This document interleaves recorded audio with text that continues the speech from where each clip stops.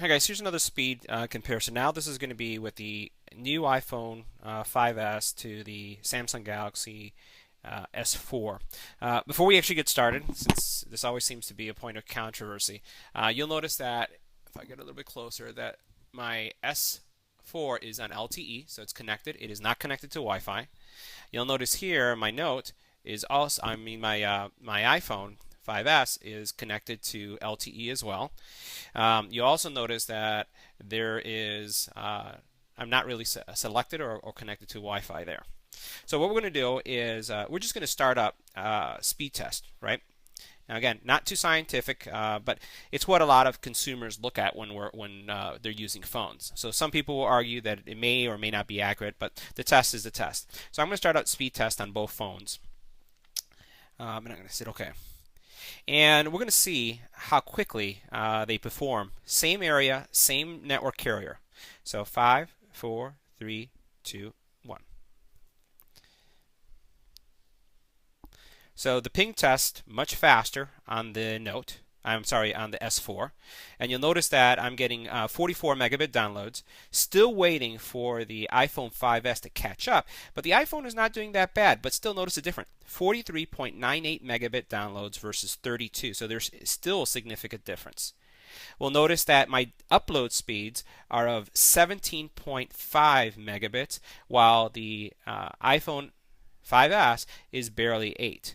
Now, it did finish the test a little bit faster, but notice how much more throughput I'm getting down when using the actual phone.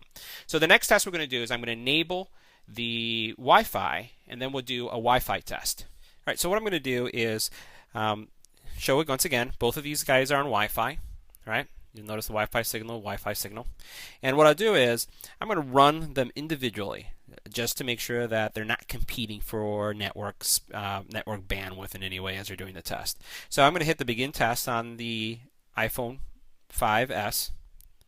We'll let it prepare and do its test.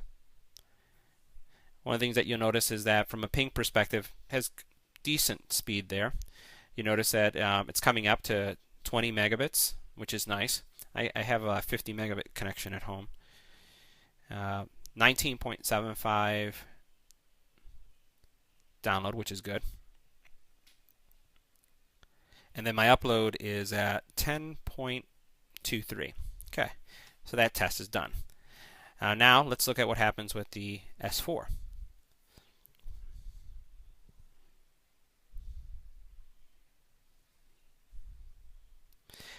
S4 on the same network. Notice the speed, 36, 37. You know, it's up in the upper 30s when it comes to the actual speed test.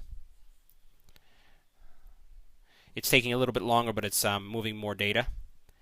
On the download or on the upload, you'll notice that the speed is very close, it looks like. Let's go back to our test. 10 megabits is what we saw for the upload.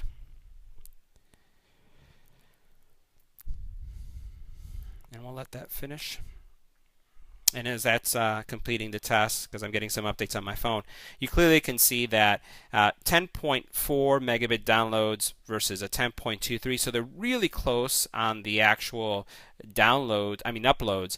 But on the download, clearly we've seen that the S4 takes it on download speeds both on Wi-Fi as well as an LTE.